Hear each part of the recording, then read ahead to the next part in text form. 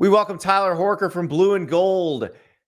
And Tyler, another ACC one-year rental quarterback for Notre Dame. It's Riley Leonard this time, coming from Duke. He will succeed Sam Hartman, although Sam Hartman won't be around for the Sun Bowl. But what was it about this marriage of Riley Leonard and Notre Dame that made it work on both sides?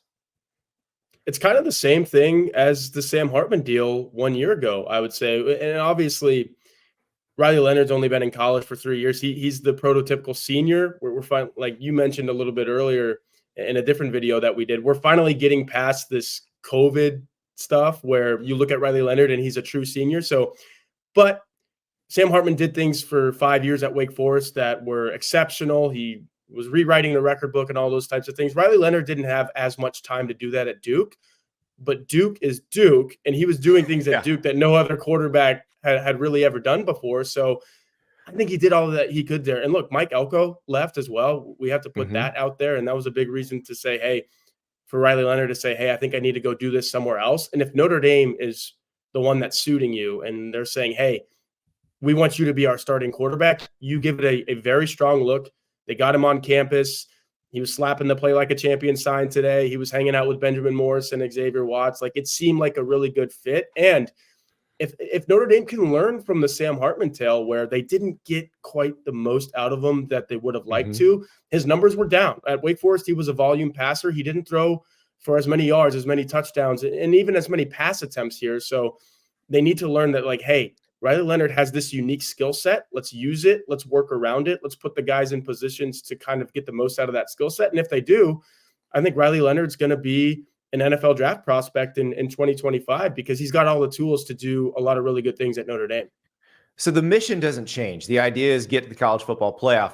What changes is the format of the college football playoff. A 10-2 Notre Dame is probably in. So that's what Riley Leonard is probably shooting for. And how does this offense evolve? Because this was the first year under Jared Parker as the offensive coordinator. We've seen them make a move where they dismissed Chancey Stuckey, the receivers coach. They've gone out. They got Bo Collins from Clemson in the transfer portal at receiver. It would seem like that's a position where they'd like to beef up a little more. But what do you think changes about this offense? Or does Riley Leonard just come in and they run it kind of to his flavor? I think they run it to his flavor for sure. You're going to see some more. I look at the Notre Dame Duke game as an example of this, where Duke did it, and that's just good coaching.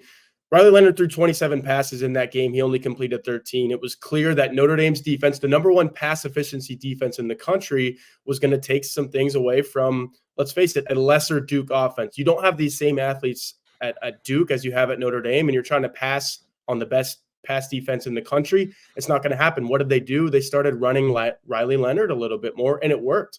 He was running quarterback power, quarterback draws, quarterback sweeps. Everything was working against a very good Notre Dame defense. So I think you see Jared Parker do some of those things. But like you said, you bring in Bo Collins as a wide receiver transfer. I think that was a good get for Notre Dame. Chris Mitchell, I know he wasn't doing it at a very big institution. Florida International is not Notre Dame, but you see some things on tape that he could bring to Notre Dame and maybe make some of those downfield catches, because Riley Leonard can do it all. He can run, he can pass, but you have to have the guys that he can pass to. I think Chris Mitchell is going to be one of those. Jaden Thomas needs to stay healthy. So it's interesting because Jared Parker has a lot of heat on his shoulders because you didn't get the most out of Sam Hartman that you would have liked to. You've got to get the most out of Riley Leonard because he's a true dual threat quarterback. And if you can do things in the pass game and the run game that kind of fit to his style of play, you can go 10-2. You can go maybe even 11-1 and make the college football playoff. And I'm sure Riley Leonard would love to do that. Factor's ready to eat. Meal delivery takes the stress out of meal planning, sets you up for success in the new year. So listen, this time of year, I got kids that are teenagers. It's nonstop. It's exams, projects, then it's getting ready for the holidays. It's so tough. Factor meals makes life so much easier. They can take care of lunch and dinner. And these are chef-prepared, chef-created meals that are ready to eat, delivered to your door fresh. You pop them in the fridge. When you want to eat them, you heat them up in a couple of minutes. They are delicious. When we got our first box of Factor meals, I had to get more just because I wanted to try them, and my whole family had just taken them all. My daughter wanted this one for lunch. My wife wanted this one for her lunch. And then people were grabbing them for dinner because, hey, we don't have to cook. We don't have to go to the grocery store. It's right here. So let me give you a couple ones that are just awesome. The smoky Gouda chicken with roasted red potatoes and Parmesan green beans, honey mustard pork chop with sour cream and chive mashed potatoes and roasted green beans. And if you're feeling fancy, truffle butter filet mignon with potato leek mash and roasted carrots. I'm telling you, these things are awesome. So factormeals.com/Andy50. That's factormeals.com/Andy50. You get 50% off your first order. You're going to be hooked. I'm telling you right now. They have what you need for every dietary restriction. You tell them if you have any, like my wife has celiac disease. We can't do gluten if we're getting those meals. They send the gluten-free ones, and they very clearly mark everything that's in them. It's amazing, and it tastes so good. So factormeals.com/Andy50. You are going to love it, and it's going to take some stress out of your life. Well, and let's talk about how important this coming season is for Marcus Freeman. This will be year 3. There were bumps in the road year 1, the Marshall loss, the Stanford loss. It didn't feel like there was anything like that this year, but there were games that, like Notre Dame probably shouldn't have lost to Clemson this year in the way they did. And I think that's one that probably frustrated people. And it did feel like the passing game fell off as the season went on. Yeah, I looked at the splits. If you look at the 3 losses, Notre Dame averaged 191 passing yards, and you can average 191 passing yards and win ball games, especially if you're Riley Leonard, because that might come with 100 rushing yards, and all of a sudden one guy is almost averaging 300 yards in those games. But Sam Hartman's not a runner. You need him to throw the ball, and in those losses, he couldn't throw the ball. So that was something that really stung. And you mentioned they shouldn't have lost to Clemson the way they did. They shouldn't have lost any of the games the way they did. You can't have 10 guys on the field against Ohio State. You can't throw 3 interceptions against Louisville. So you can pick pieces of every single one of those losses and say, man, if this didn't happen, Notre Dame probably would have won those games. But like you said, if you're looking at it from a Marcus Freeman perspective, I think the one tangible sign of progress that you take is you didn't lose to a Marshall. You didn't lose to a 3-9 Stanford team. So you were in every single ball game. I mean, the best team on your schedule is Ohio State. They end up going 11-1. They almost beat the number 1 team in the country in Michigan. And you guys had those guys beat on your home field, if not for some quirky things that happened at the end. So there was progress there. But the next step is you can't lose the way that you did, because those are some excruciating the way that they lost. You just can't have that happen.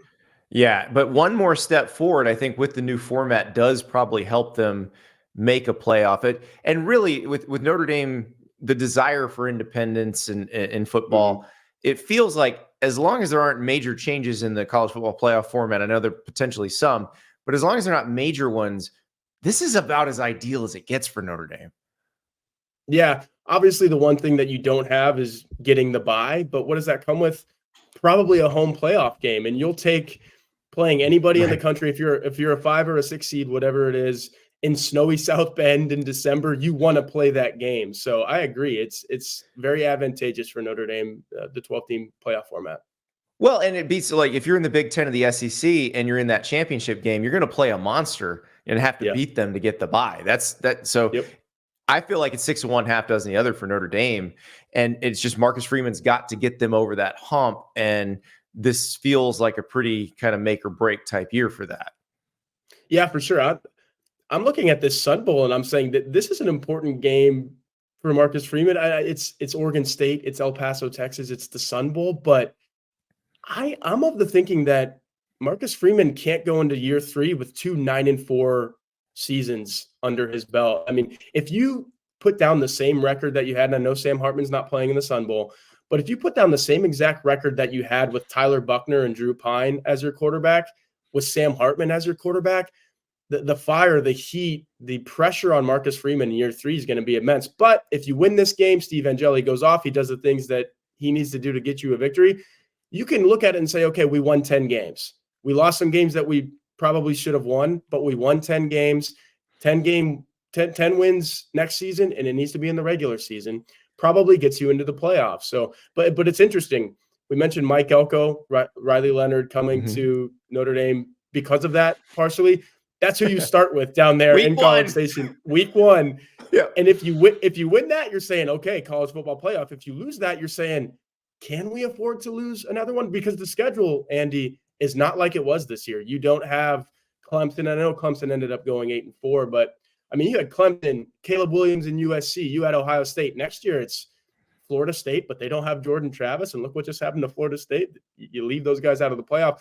It's like Florida State. It's Texas A&M. It's not a lot of really good teams on that schedule. So if you lose that game, if you're Marcus Freeman, you're saying, do we have to win out? Do we have to go to 11-1 to get into the playoff? It's going to be an interesting year for sure.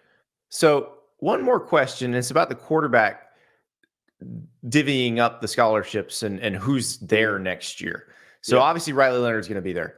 CJ Carr, the freshman, is going to be there. We talked about this with the Nebraska guys because Dylan Raiola could flip to Nebraska, and yet they still might bring in Kyle McCord as a transfer. How does that work with the Riley Leonard, CJ Carr dynamic?